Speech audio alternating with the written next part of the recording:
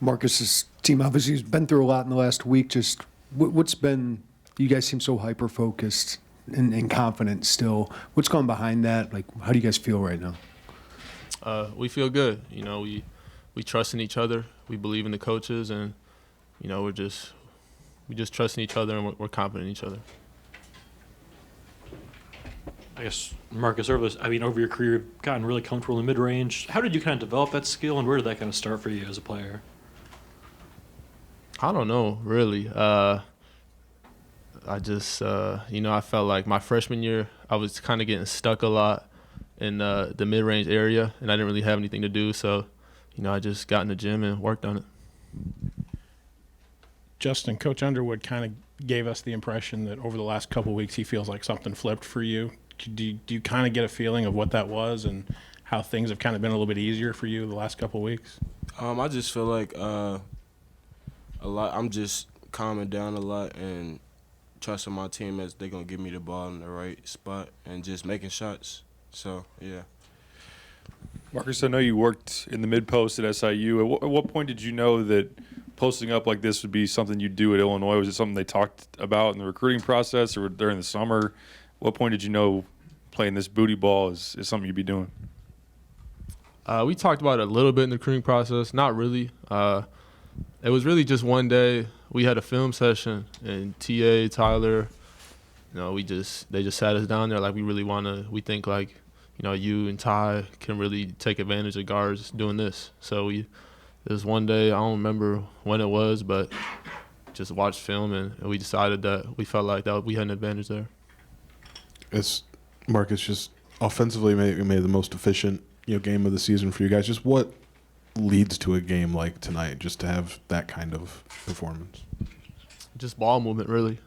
Trusting each other that, if you give it up, you're still going to get it back. We just trust in each other, ball movement, and guys are hitting their shots. Justin's finding his rhythm, Quincy's finding his rhythm, Coleman, Luke, the list goes on and on. When guys hit shots, the floor just opens up. I guess for either or both of you, Chris Collins talked about just how your offense and the way you attack matchups can stress defenses. Why do you guys think you guys are successful in running the offense that you guys run? I feel like we got a good coaching staff with our scouting reports, so they notice a lot of weaknesses in the defense. So when we just go through the scout the whole week, we just stress it and just work on it the whole week. So yeah.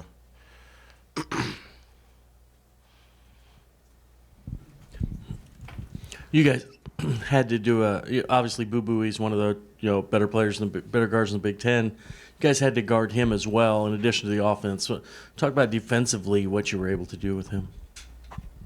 We just put a lot of different people on him. Ty started on him, I guarded him, Justin guarded him. We have an athletic, longer team where, when you throw different guys to, maybe be more physical with them or a little bit longer, like that can kind of wear on players. So, we have depth in the defensive end too. Justin, what have you guys shown yourselves the last two games? That we can well, I'm sure that coach say this a lot, but we a real connected team, from 1 through 8. So whenever we locked in every day in practice. When we not in practice, we always locked in. But we just a real connected team. Just love having fun with each other and just winning. We all got the same goal to win. So yeah, that's great. I guess for either of you, we hear that a lot, how connected you guys are. So how is that developed, and what's that feel like? What does it feel like to be on a team that's as connected as you are versus maybe in the past if you've not been? You got it. It's just fun, we enjoy being around each other. It's not we see each other in practice and that's when we see each other. We hang out with each other, we have fun with each other, we joke around, the locker room's fun, and I think that just carries on to the court. You see the joy that we play with. We love making plays for each other, and it's just contagious. It spreads. Justin, you had to adapt a role to a new team and then probably have to adapt again a little bit with the hole you guys have on offense. So what's that been like for you to step up as a scorer the last couple of games? It's been fun. I really love my new role. It's just playing as hard as I can on the defensive end and just taking what the game give me on the offensive end. I'm not really looking to score. I'm really looking to be unselfish, help my teammates make them better, and just win. Whatever I can do to win, whatever Coach Brad tell me to do. And Marcus, I mean, not to belabor the mid-range point, but just was there like a player that you may looked at, someone that was good in that area that you kind of tried to mold your game a little bit after? I mean, I worked a lot. I give a lot of credit to Rob Dozier. He's one of my guys. He was a GA at SIU that I worked out with a lot, and we watched a lot of film on guys like Jason Tatum, Bradley Beal, Luka. I just watched a lot of film with him, and we got in the gym every day and just worked on stuff like that. So, just a lot of credit to him for, kind of expanding that game for me. For either of you guys, Chris Collins talked about you guys getting the 50-50 balls and just seemed like you had an edge about you, like Luke diving on the floor like that. What went into that, do you think, for you guys, and how big was that to set the tone in that way? It's a real big thing, where we always got to be the first team to the floor. So if we don't get on the floor first, we gonna hear from the big dog. So we just try to play as hard as we can for each other. So yeah, first man on the floor always win. So yeah. That'll wrap us up for play. It's so rare in this league. Northwestern's really good, it's a little misleading when you make shots. And tonight we made shots, and we got good looks, but we made shots. And I thought that Ty, actually got us going early, and unfortunately picked up a couple quick ones. But obviously Marcus was huge, we had a pretty good idea, where their doubles were coming. Marcus is really hard to bother in a double team, and both he and Ty, because they're big and strong. And there's cylinder rules that have to be watched, and but I thought Coleman Hawkins was elite on the defensive side. I thought Quincy had some very well timed cuts against what their rotations were. Again, 10 of 18 from three, and you shoot 62%. I'll be excited to really start watching the guts of the game to see how it was. Try to take the made shots out of it. But great game for Justin. Again, 30 minutes. I thought he's being rewarded for his hard work, and that's tremendous to see. So, I thought that defensively we did a good job forcing. They shot 50% from three, but a bunch of those were late. But I thought we did a good job on Boo. No assists, 4 turnovers, and he's going to be in action, so he's going to score some points. But again, I just thought we did what we needed to do on that side tonight. Brett, obviously you go booty ball, and Chris said it reminded him of Jalen Pickett, like you talked about. But how key are those big men you have to making this all work? Like this personnel group you have, is this better than you expected it to be? I've always said that Coleman's a really, really good shooter, and he's proving that. But he's also a really good passer, and he's very cerebral in his slip outs and everything else. His ability to decide when to roll, and so all that becomes really important. And then, again, Quincy's a great cutter. He's a violent downhill driver. So yeah, and I think the one thing is we have multiple guys that can do it. It's not just Pickett. We're going to try to get into it with, as we started the game with Ty. When we saw Boo on Ty, that was the go mode, and unfortunately got in foul trouble. We also had some situations where, we like it with Quincy. But again, they can all really pass, and they're big and strong, so doubles have been, they've handled them. Brad, you said to us the other day about Justin that this new role at Illinois couldn't have been easy for him to adjust to early on. What are you seeing that has allowed him to make it look easier? Well, he's simplifying. He's not trying to do too much. I thought at times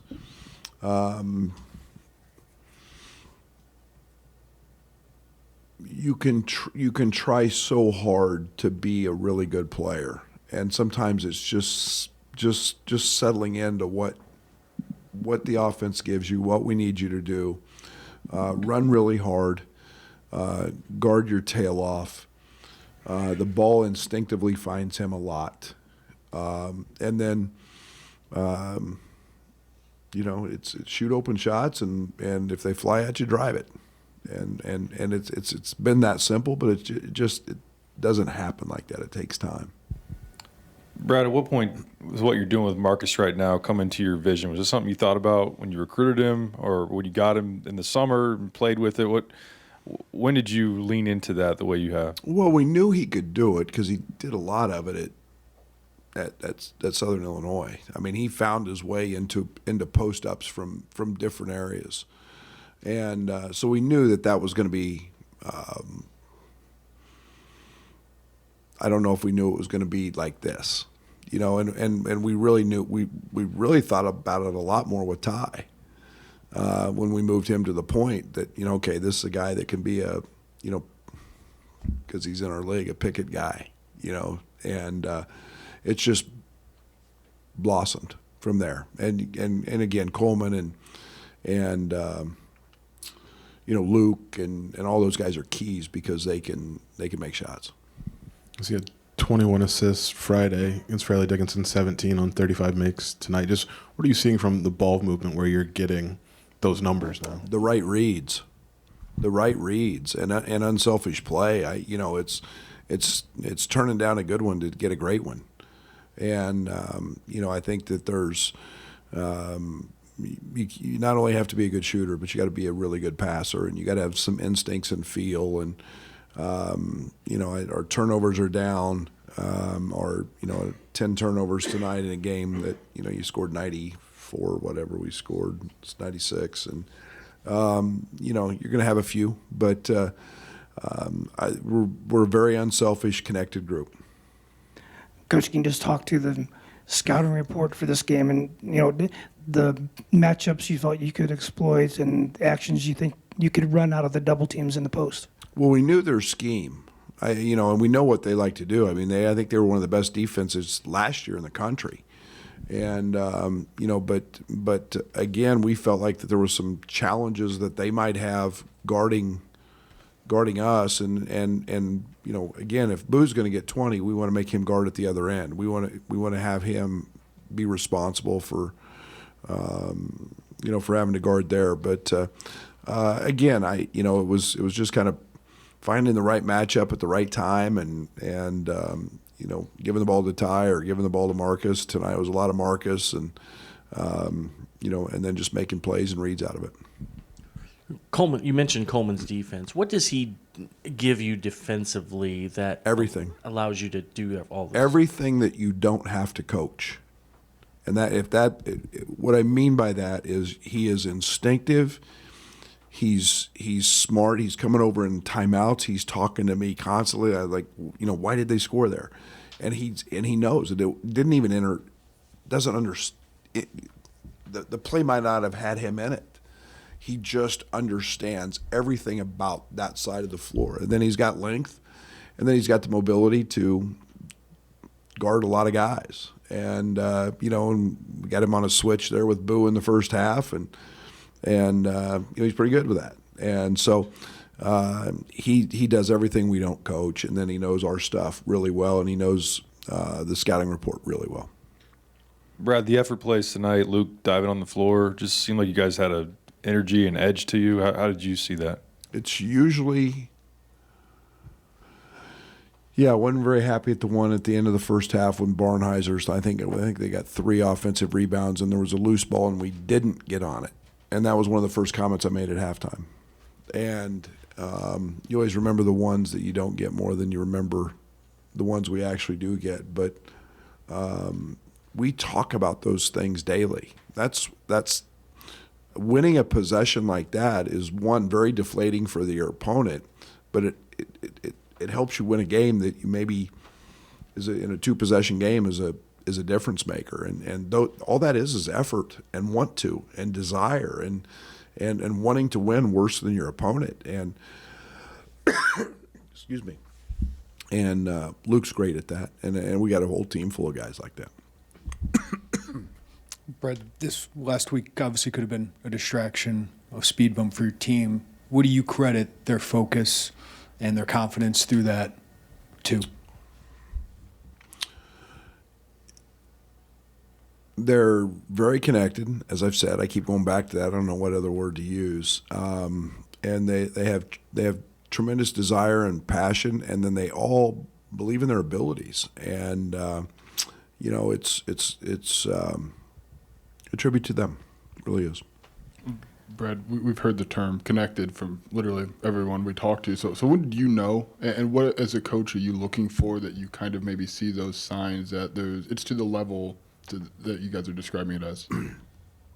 If I'm not anything else, and I think everybody else will do, I pay attention to literally everything that involves our players, like who hangs out, how they hang out, who they're are there little cliques, or are there little this or that, and you start doing that right away, and it has been like remarkable, just remarkable how this group as a whole hangs out. It doesn't matter, you got Quincy coming in from Oregon and Justin coming in from Utah. Well, they played against each other, so there's a little bit of a relationship there.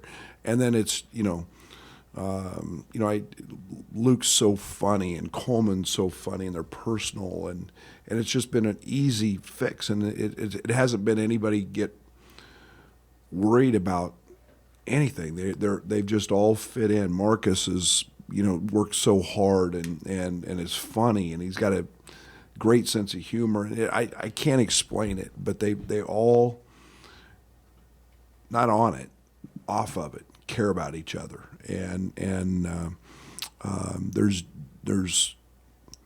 I probably shouldn't say this, but we did a Secret Santa deal, and the thoughtfulness of the gifts that they gave each other, that was blind.